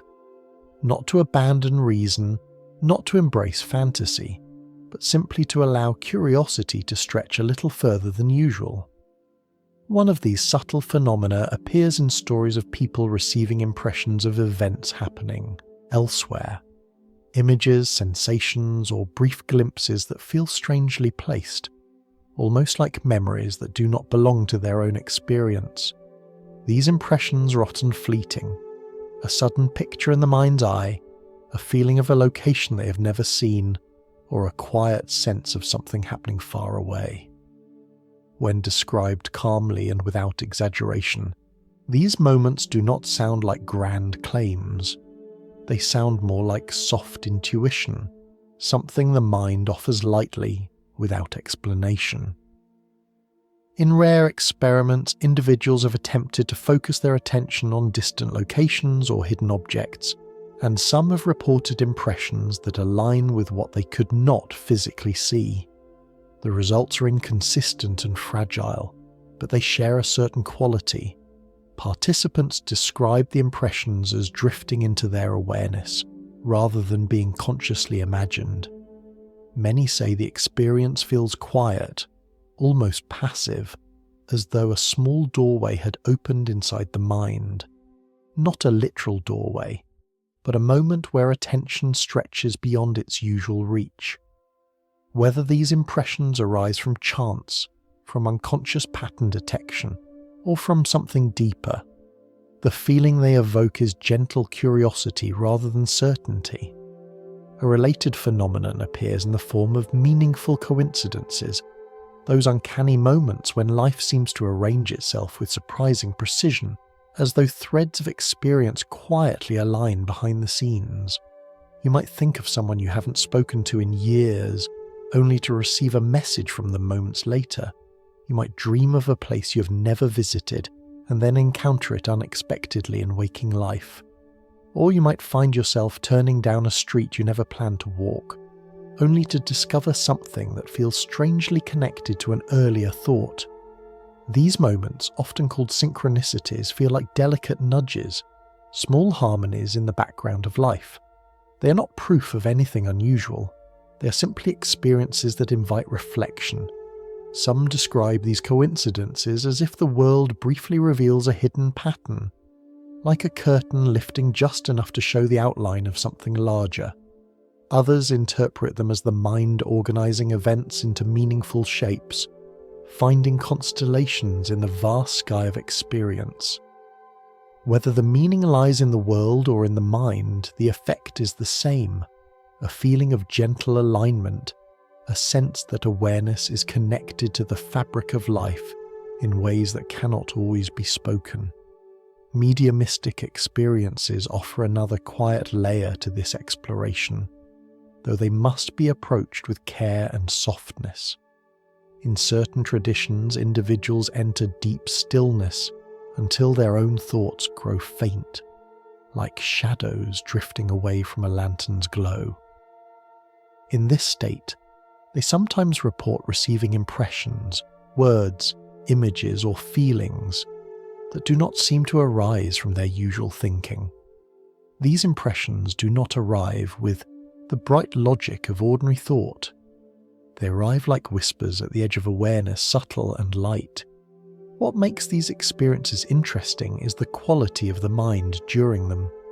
Observers have noted that people in such states often show signs of intense concentration, steady breathing, still posture, and a kind of inward brightness, as though their attention has settled into a focused, receptive calm. If scientists place sensors gently on the head in these moments, they sometimes detect fast, shimmering patterns of brain activity, patterns associated not with agitation, but with heightened clarity, almost like the mental equivalent of fine crystal vibrating. Described softly, it is as if the mind becomes a quiet instrument, tuned to a high pitch of awareness. These impressions, whether meaningful or imagined, reveal a simple truth. The mind is capable of receiving thoughts and images in ways that feel different from deliberate thinking. They encourage us to wonder where ideas come from and how thoughts sometimes arrive without effort, like leaves drifting onto the surface of a pond. They do not require us to accept or reject anything extraordinary. They simply remind us that the inner world has depths we rarely notice. When we place all these subtle experiences side by side, distant impressions, meaningful coincidences, quiet inner whispers, a gentle pattern begins to emerge. It suggests that consciousness may not be as confined as we typically believe. Not that it breaks the laws of nature, but that it sometimes operates in ways our usual frameworks do not fully describe. Perhaps awareness stretches a little further than the edges of the body. Perhaps attention reaches into the wider world in ways we do not fully understand. Or perhaps the mind has its own way of sensing connections long before we notice them consciously. What matters is not the explanation. What matters is the invitation these experiences offer to soften our certainty, to listen more closely, to allow the possibility that consciousness touches life in ways that are subtle, quiet, and rarely discussed. These gentle anomalies prepare us for a deeper question, one that rests at the edge of life itself. If awareness can stretch in these delicate ways during everyday experience, what happens when the body becomes completely still?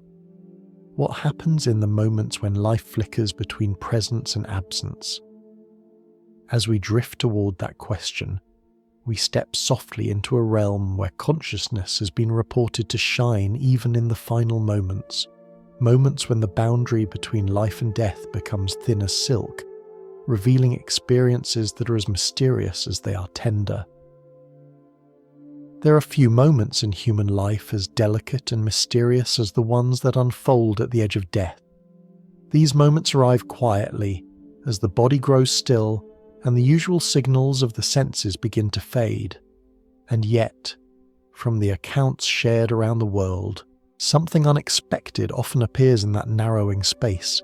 Experiences of striking clarity, warmth, and awareness. They come from people who, for a brief time, crossed the threshold of life and then returned. Their stories do not claim to prove anything. They do not speak with the certainty of science or the precision of measurement. Instead, they offer a gentle glimpse into what consciousness may feel like when the body releases its usual grip, like a lantern shining softly in the distance long after the fire that fueled it has dimmed. These accounts often begin with a moment of separation. A person who has collapsed, fainted, or undergone sudden trauma may describe a sense of drifting away from the body, as though the anchor tying awareness to the physical form has loosened. Some feel as if they're rising upward, others as if they're floating beside their own body, observing the scene with surprising clarity. They describe hearing voices, understanding conversations, sensing movements around them, even though from the perspective of medical staff, they appeared entirely unconscious. The experience is rarely frightening. More often it carries a sense of calm, as though awareness has stepped back from the noise of the world into a quieter vantage point. After this sense of detachment, many describe moving through a darkness that feels neither empty nor cold. It is more like drifting through a warm, quiet tunnel, a space where sound and thought soften. The darkness is often described not as a void, but as a gentle passage, like being wrapped in a soft blanket or carried along a slow, silent river. There is a sense of movement without effort, as if awareness is gliding along a path it instinctively understands. Then, almost universally, people speak of encountering a light, not a harsh glare, but a warm, enveloping radiance that feels alive. They describe it as soft, welcoming, and impossibly comforting. Some say it feels like the presence of a loved one. Others simply say it feels like being embraced by something vast and kind. The light is often depicted not as a physical beam, but as a presence, a sense of being held by something far greater than oneself. Even those who return with uncertainty about what they experienced often struggle to describe the depth of the peace that accompanied this encounter. In this luminous space, many describe a gentle unfolding of memory. It's often called a life review, but that term makes it sound sharper and more structured than it feels. More accurately, it appears like drifting through scenes of one's life, moments from childhood, long-forgotten gestures of kindness, small decisions that shaped the course of a lifetime. These memories do not arrive with judgment or fear. Instead, they come with a sense of understanding, as though awareness is seeing its own story from a wider, more compassionate angle. People often report feeling not only their own emotions from those memories, but also the feelings of others, the joy they shared, the pain they caused, the ripples their actions created in the lives around them. It is as if awareness momentarily expands to include perspectives beyond the personal one. Another common theme is the overwhelming feeling of unconditional love. Those who return often struggle to put it into words. They describe it as warmth that seems to permeate every part of their being, a feeling of absolute safety and acceptance. It is not the love of one person for another, but something broader, something that seems to include everything, an all-encompassing kindness that feels more real than anything they have ever known. Some call it a presence. Others say it felt like returning home after a very long journey. Across cultures, languages, and belief systems, these patterns repeat with surprising similarity.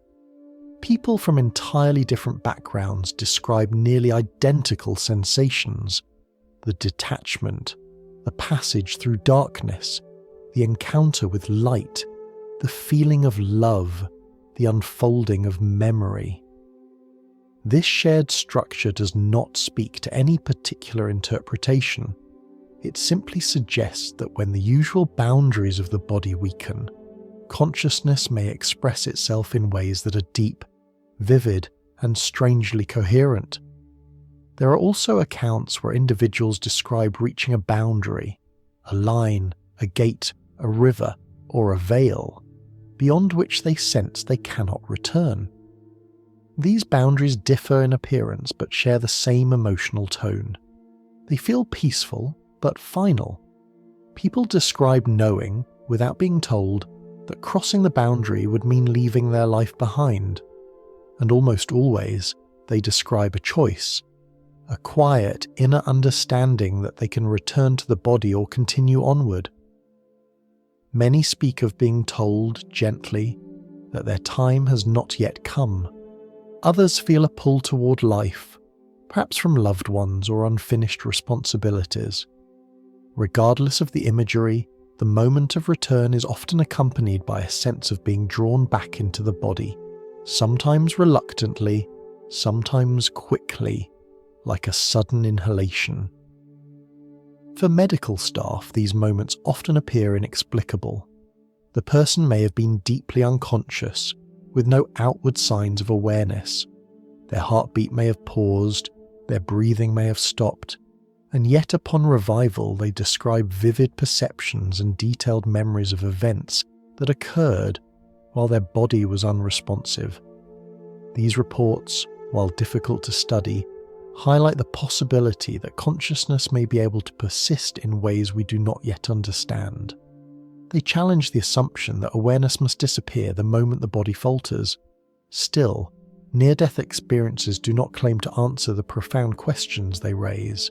They do not offer proof of an afterlife or a definitive map of what lies beyond. Instead, they offer something gentler, a consistent whisper from those who momentarily slipped into the stillness beyond ordinary life. A whisper that says, "In the quiet space where the body fades, something luminous may continue." As we allow these impressions to settle, another question begins to rise softly. If consciousness can remain vivid when the body grows still, what happens in moments when life pauses even more deeply? Moments when the heart falls silent and the brain appears to quiet completely. With that quiet curiosity, we drift toward the next step in our exploration, where science and mystery meet in the most delicate of spaces. There are moments in medicine that puzzle even the most experienced physicians, moments when a life hangs in balance so delicately that the room seems to grow quiet around it. In these moments, the body becomes still. The pulse softens and fades. The usual signals that mark a person's presence begin to disappear. From the perspective of monitors and machines, it can appear as though there is nothing left but silence. And yet, from the accounts of those who manage to return, consciousness sometimes continues in ways that feel inexplicably vivid, as though awareness carries its own quiet momentum, even when the body cannot sustain it.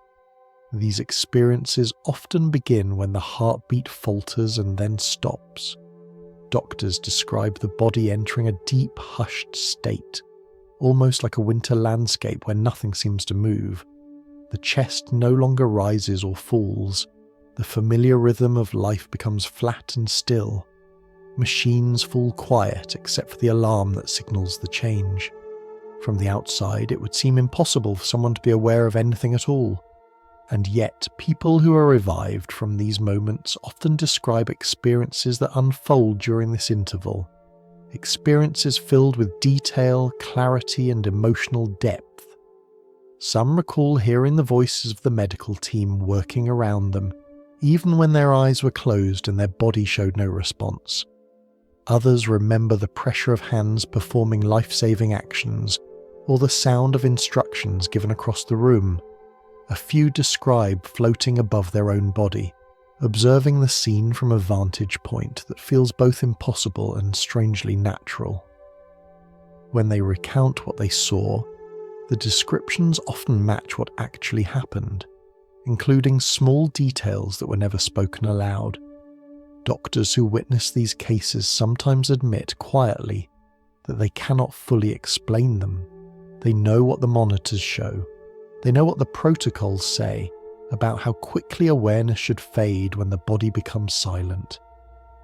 And yet, here are individuals recalling precise events that occurred during that silence, describing who stood where, what was said, and what actions were taken. Many physicians describe their first encounter with such a case as unsettling, not because it contradicts their training, but because it reveals a gap between what the body shows and what consciousness seems capable of. Some revived individuals describe something even more mysterious. They speak of a moment after the heartbeat stopped when they felt themselves slipping away, yet instead of falling into darkness, they entered a space that felt calm, luminous, or expansive. In that space, they sometimes continue to perceive the world around them, as though awareness has stepped outside its usual boundaries. A few describe drifting upward toward the ceiling or hovering near the foot of the bed. They report seeing their own motionless form, the hands working on them, the tools used, even small objects on nearby tables. These impressions are often described with a clarity that surprises even the people recounting them. Then there are accounts where individuals hear phrases spoken during this stillness. In one example, reported by hospital staff, a patient accurately repeated a sentence that a nurse had whispered softly during a resuscitation attempt, a sentence spoken in a corner of the room, far from the patient's body. Experiences like this are rare, but they share a common theme. Consciousness sometimes appears to remain attentive even when all outward signs of life have paused. At first glance, these accounts seem impossible. How can awareness persist when the body has become so still? How can memory form when the usual signals of life have faded? But perhaps the question is not how consciousness persists, but whether our assumptions about the link between consciousness and the body are more fragile than we once believed. The mind and body usually move together, tightly intertwined, but moments like these suggest that awareness may have a certain resilience, a gentle ability to continue, at least for a short while, even when the body cannot sustain it. Some revived individuals describe moving through darkness before returning, but the darkness they describe is rarely empty. It feels more like a quiet, spacious corridor, calm, warm, and strangely welcoming. They do not feel lost. They feel as though they're resting in a soft, hushed space, waiting. Others describe drifting through a quiet realm where they sense the presence of something or someone watching over them. These experiences differ in their imagery, but they share a quality of peacefulness. Even when the body has paused, the awareness reported in these moments carries a sense of gentle continuity rather than abrupt ending. People sometimes return with a sense of being pulled back, almost as though a thread had been tugged. They describe re-entering the body as sudden, heavy, or startling. Some say they felt warmth rushing into them, or a weight settling over them, or the return of pain, sound, and light. The transition back into physical awareness can feel abrupt compared to the spaciousness they felt before. Medical staff often note the moment when someone suddenly gasps for air, opens their eyes, or regains their pulse, as though consciousness has rushed back into the body with renewed urgency. These stories do not provide simple answers. They do not tell us whether consciousness exists independently of the body or whether the brain holds layers of awareness that escape our usual measurements. They do not give us a clear picture of what happens after death, but they do offer something else, an invitation to wonder. They show that the boundary between life and death may not be a sudden cliff, but a gentle shoreline, with awareness lingering like a soft glow even as the body grows still. Doctors who study these cases often say that the most humbling part is not the unusual experiences themselves, but the compassion they inspire. People who return from these moments often describe feeling less afraid of death, more grateful for life, and more aware of the connections they share with others. They speak of a quiet clarity, a sense that consciousness may be woven into reality in ways that are deeper than we understand. And so, as we sit with these reflections, we allow them to remain what they are, mysteries, told softly and without any need for certainty. They prepare us gently for the next step in our journey, where the question of consciousness stretches even further, reaching into places where intuition, stillness, and inner quiet meet. There are moments in human experience when the quiet between thoughts seems to widen, moments when the mind enters a stillness so deep that something unexpected arises within it. Across cultures and centuries, people have described such moments using many names, but the descriptions share a gentle theme, a sense that thoughts, impressions, or feelings sometimes appear as if guided from beyond one's ordinary thinking, not loud, not dramatic, simply present, like a breeze that moves through a room without opening the door. These experiences are delicate and must be approached with care, not as declarations of truth, but as invitations to listen. In certain contemplative traditions, individuals learn to sit in silence until the usual swirl of thoughts begins to soften. As they enter deeper stillness, their awareness becomes like a quiet lake at dusk, smooth, reflective, almost transparent. In this state, some report receiving impressions that feel different from ordinary thought. The impressions may arrive as gentle words, subtle images, or a feeling of being lightly touched by meaning. The experience is not forceful. It feels more like listening than speaking, more like receiving than imagining. People often describe it as though their inner world has become a spacious doorway where something unbidden can enter. In spiritual communities, these moments are sometimes interpreted as communication with something beyond the physical world. But such interpretations vary widely, and for our exploration, it is more helpful to focus on the quality of the experience rather than its explanation. What stands out is the clarity of attention required. The individual becomes deeply still, deeply open, and deeply receptive. The mind's usual noise quiets, making room for impressions that feel unfamiliar yet strangely meaningful. When researchers study individuals who enter these states, they often observe that the mind becomes intensely focused. If gentle sensors are placed across the scalp, nothing sharp, just small pads that rest lightly on the skin, the patterns detected during these moments sometimes appear unusually bright and fast, like shimmering threads woven through the mind. These patterns are often associated with heightened concentration, creativity, and insight, not with confusion or disorder. Described softly, it is as though the mind has shifted into a fine-tuned state where it listens more deeply than usual, a state of inward brightness. People who act as mediums in certain traditions describe their experience not as being overtaken, but as becoming unusually quiet inside. They often speak of stepping aside internally, creating a space where impressions can arise without interference. Their breathing becomes slow and steady, their posture becomes still. They may speak, but the words feel as though they flow through rather than from them. To observers, it can seem as if the person has entered a deep meditative state while remaining able to communicate. Regardless of one's interpretation, the inner experience is described consistently across cultures. It feels like allowing rather than doing. Some mediums describe receiving impressions that seem to come with emotional weight, soft memories, gentle suggestions, or feelings that do not belong to their own story.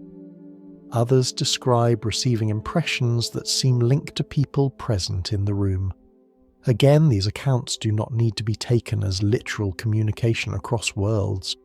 They can be understood as a form of intuitive resonance, where the mind becomes sensitive to subtle cues it normally overlooks.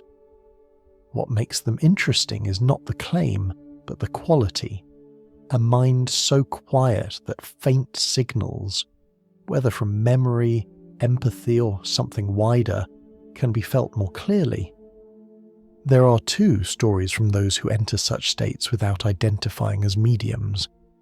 Everyday individuals sometimes describe sudden impressions of loved ones who have passed away, a fleeting sense of their presence, a word that seems to arise from nowhere, a warmth felt in the chest during grief. These moments rarely come with certainty. They come with tenderness, like echoes from memories so deeply held that they brush against the edges of awareness long after the person is gone. Whether these moments arise from memory, longing, or something deeper, they remind us that consciousness carries emotional bonds in ways that do not always follow linear logic. Then there are the more unusual reports, situations where individuals appear to convey information they could not have known through ordinary means. These accounts remain difficult to evaluate, and the explanations vary widely. In some cases, the person may be drawing from subtle cues in the environment or from previous knowledge they were not consciously aware of. In other cases, the impressions seem to arrive with surprising accuracy, despite an absence of obvious explanation. When these events are studied gently, without sensationalism, what emerges is not a conclusion but a puzzle. The mind sometimes seems to access meaning in ways that defy simple description. One researcher who studied end-of-life experiences once remarked that reality may be mostly unseen, suggesting that the world we perceive through our senses might be only a small portion of what exists. He described consciousness as something vast, with the human mind acting like a narrow opening through which only a fraction of experience can enter. In moments of deep stillness, he suggested, the opening may widen slightly, allowing impressions from a broader field of awareness to slip through.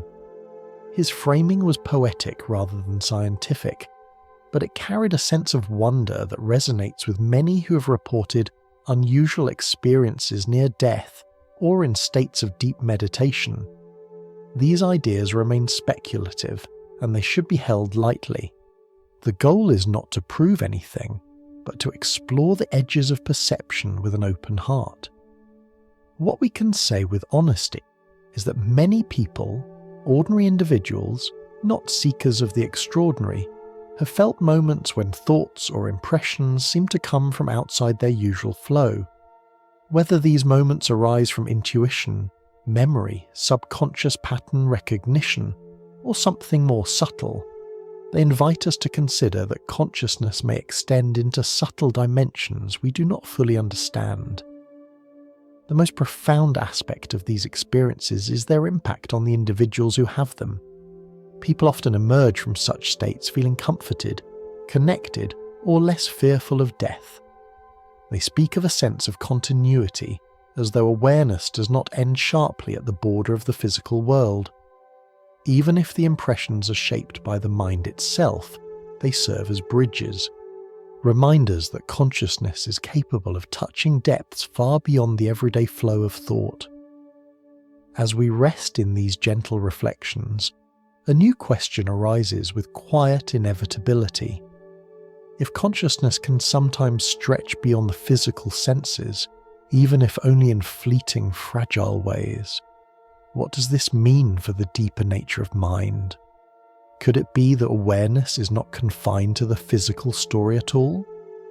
With that thought, we drift toward the philosophical heart of our journey, a place where the relationship between mind and matter begins to shift, and the story of reality opens into something wider, softer, and more mysterious.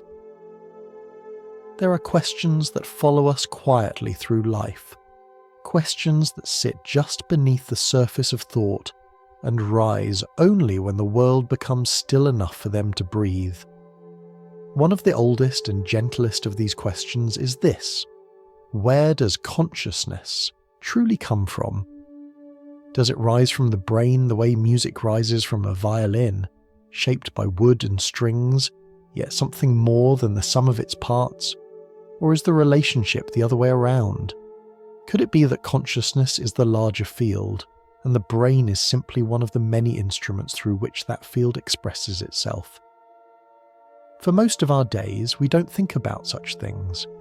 We live inside a world of familiar textures, hands touching doorknobs, feet stepping on pavement, voices drifting across rooms. Everything feels physical, solid, reassuring. It is easy to imagine that the mind is something produced by the body, something that flickers into existence when the brain is active and fades when the brain becomes still. This is the simplest picture, the mind as a song produced by the instrument of the body. In this view, Consciousness is a melody woven from the trembling of living cells, a tune played by the intricate movements inside the skull. It is a comforting idea, and in many ways it fits what we see. Damage the instrument, and the song falters. Adjust its structure, and thought, emotion, and perception change. The music of the mind seems tightly linked to the shape of the brain, as though the two were inseparable. But there is another way to look at things, one that has quietly persisted through centuries, whispered by poets, philosophers, and contemplatives. In this second view, mind and matter are like two intertwined streams flowing side by side. Each influences the other, yet neither can be fully reduced to the other.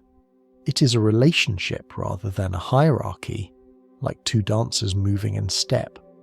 The body affects thought, and thought affects the body, in a dance so seamless that it becomes difficult to tell where one ends and the other begins. And there is a third way, gentler still.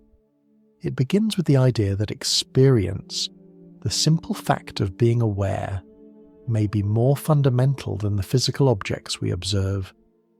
In this picture, the spark of awareness is not confined to any one place. Instead, awareness is seen as something subtle, like faint glimmers that run through everything.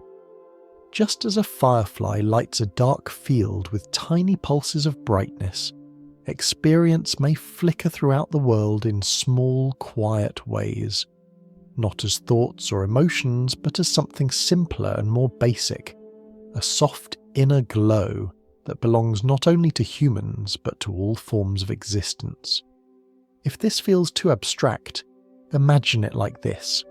The world is woven from threads, and each thread has a faint shimmer to it. Some threads, like those of the human mind, glow brightly. Others shimmer softly. But the shimmer is everywhere, part of the fabric itself. And then there is a fourth way to look at the question, one that does not choose between mind and matter at all. In this perspective, reality is like a single field wearing two faces. One face appears as the physical world, bodies, mountains, rivers, stars. The other face appears as experience, thoughts, feelings, sensations, awareness. They're not two different things, but two expressions of the same underlying presence. Like the front and back of a piece of cloth, they can be seen separately only because we focus on one side at a time. These images, music, dancers, shimmering threads, a two-sided fabric, are all ways of approaching one gentle question. Which came first, the world or the mind that experiences it? Did matter give rise to consciousness, or does consciousness give rise to matter? Or is the relationship more mysterious, with both arising from something deeper, something the mind cannot grasp directly? When people sit quietly with this question, a curious shift sometimes occurs. They begin by trying to imagine consciousness as something inside the body, like a tiny flame enclosed within a lantern.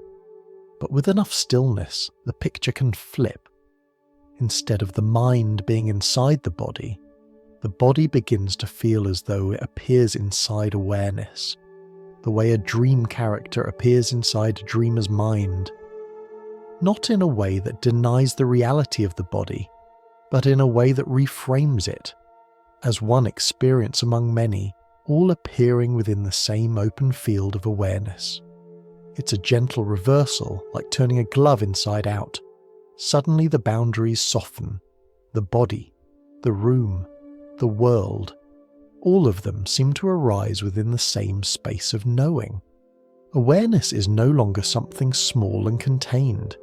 It becomes the space in which everything else appears.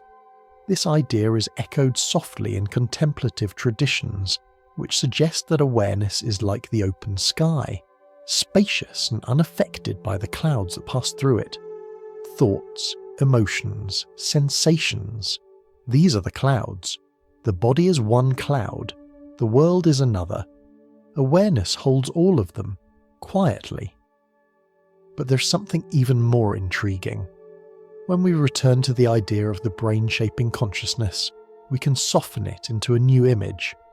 Instead of the brain creating awareness, it may narrow awareness into a form that can be lived. Like sunlight passing through a narrow opening in a wall, awareness may be vast, but the brain shapes it into a gentle beam we can inhabit. This view does not conflict with science, it simply adds depth. It treats the brain not as the source of consciousness, but as the lens that focuses it.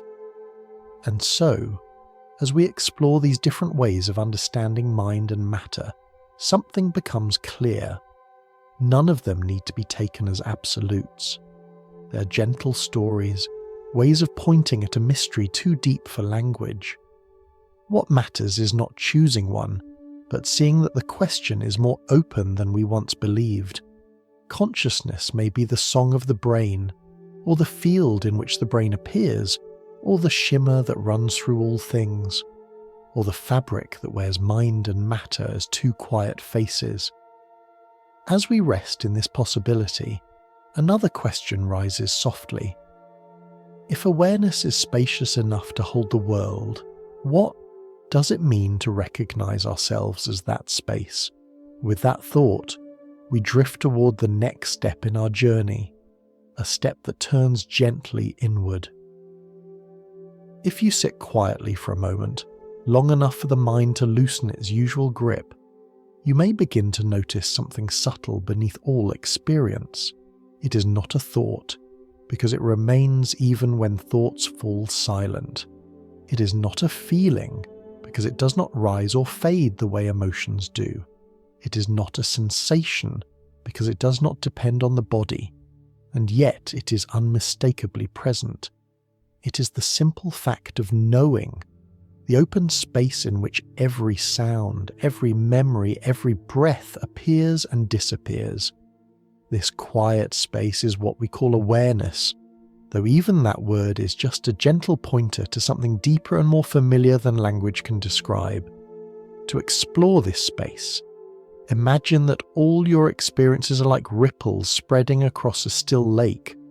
Thoughts are fast ripples, bright and fleeting. Emotions are larger waves, slower, heavier, shaped by memory and expectation. Sensations are tiny tremors on the surface, the feeling of your hands, your breath, the hum of a nearby object. And somewhere beneath all of these movements lies the lake itself, calm, open, unbothered by whatever dances across its surface. The lake does not need to change when the ripples change, it simply holds them quietly. Awareness is that lake. It is the background that allows every moment of experience to be noticed in the first place. Without it, there would be no thoughts, no colours, no sounds, no world at all. Yet we often overlook this presence because we are so focused on the ripples, the content of experience, rather than the space that holds them. If you rest your attention gently, you might notice that awareness has no clear edges. You cannot point to where it begins or ends.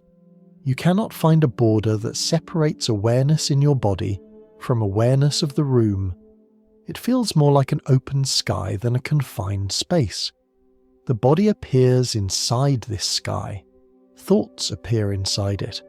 Emotions drift through it like clouds. The world you see, the walls, the floor, the light, arises within the same field. Awareness does not live inside the body. The body lives inside awareness. This shift becomes even clearer when we notice how every experience, no matter how vivid, eventually dissolves. The sound of a passing car fades back into silence. A memory arises briefly, then drifts away. An emotion grows warm in the chest and then settles like dust on a windowsill. Through all of this movement, awareness remains unchanged, present before, during, and after each experience. It is like the open space of a room. No matter how many people enter and leave, the space itself is never harmed or altered by their presence. To understand this more deeply, consider the way a dream unfolds. When you dream at night, an entire world appears. Streets, faces, voices, landscapes. You feel emotions, make decisions, experience events, yet all of it arises within the space of the dreaming mind. The characters in the dream do not live in your head like tiny people. They appear within awareness, just as the waking world appears within awareness. When the dream fades, the awareness that held it remains. This same awareness is present now, holding the waking world. Some contemplative teachers describe this gently by saying, "You are the space in which experience appears." Not you as a personality, but you as the open field of knowing that perceives every sound, thought, and sensation.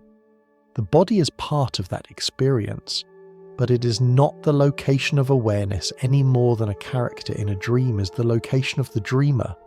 Awareness is not inside anything. Everything is inside awareness. This idea may sound abstract, but it becomes tangible when you explore it through your own experience. If you close your eyes, the body becomes a set of sensations: warmth, pressure, tingling. These sensations appear within awareness.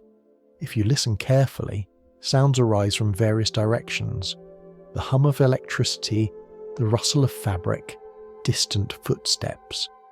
These too appear within awareness. Then thoughts arise. They might be about the past or the future, something small or something important. These also appear within awareness. When you observe closely, you find that every part of the body, every perception and every thought is simply another movement unfolding within the same open space. This open space feels deeply familiar because it has been with you in every moment of your life. It was present in childhood, present in your earliest memories, present in the quiet moments you hardly notice. It does not age. It does not change with time. It is the same presence that looked out through your eyes decades ago, the same presence that notices these words now. The world around you changes, the body changes, thoughts shift like seasons, but awareness remains like a steady light. Now, if we return to the earlier idea that the brain might shape or filter this awareness, we can picture it softly through the lens of metaphor. Imagine a vast, brilliant light filling a landscape. The human brain, in this view, acts like a small window carved into a stone wall. The light passing through the window becomes focused into a beam that illuminates a particular room, a private, personal world of experience. The window does not create the light. It shapes it into a form we can live inside. It narrows the infinite into something intimate and recognizable. This image harmonizes with the earlier insights about consciousness surviving stillness. If awareness is the wide field and the brain is the focusing lens, then when the lens falters, even briefly, the field itself may continue, untouched. This would explain why people sometimes feel a spacious presence in moments when the body grows quiet or fragile. It suggests that awareness is not as dependent on physical structure as we once assumed. But these ideas are not answers. They are gentle possibilities. They ask us to look not at what we are told to believe, but at what we can observe directly in our own experience. They ask us to notice the way thoughts arise unbidden, the way emotions unfold and vanish, the way sensations shimmer in and out of attention. All of these movements point back to a deeper stillness. The stillness is not something mystical. It is simply the part of you that notices everything else. As we rest in this understanding, the edges of identity soften. Instead of seeing ourselves as separate beings navigating the world, we begin to feel ourselves as part of a larger presence, as if the boundary between inner and outer has become porous, like a fabric that lets gentle light pass through. And in this softened view, the question of what we are becomes quieter, broader, and more compassionate.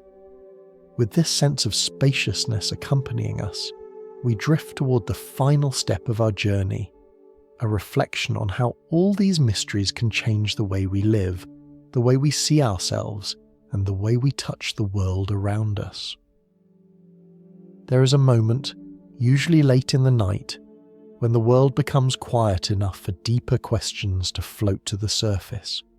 Not the kind of questions that demand answers, but the kind that invite you to sit with them, to breathe with them, to let them settle gently across your awareness like a thin layer of morning mist. As we reach the end of this long journey through the nature of consciousness, we step into that kind of moment, a place where ideas soften, where certainty gives way to wonder, and where the mystery of being alive becomes something you can feel rather than think about. Across these sessions, we have wandered through many landscapes. We have watched the brain weave its quiet rhythms. We have seen how the sense of self can dissolve like vapor drifting through warm air. We have listened to stories of awareness lingering even when the body falls still. And we have explored gentle perspectives suggesting that consciousness might be larger than the physical world it illuminates. Each piece offers a glimpse of something delicate and profound. The possibility that who we are is not limited by our thoughts, our history, or even our body. Instead, we may be something quieter, something more spacious, an awareness that holds all these things the way a lantern holds light. One of the most comforting insights from this journey is the realization that the self is not a solid, unchanging entity. It is more like a story that unfolds moment by moment. This story is shaped by memory, emotion, attention, and circumstance. It bends, stretches, loses its thread, finds it again, grows richer with time, and sometimes contradicts itself.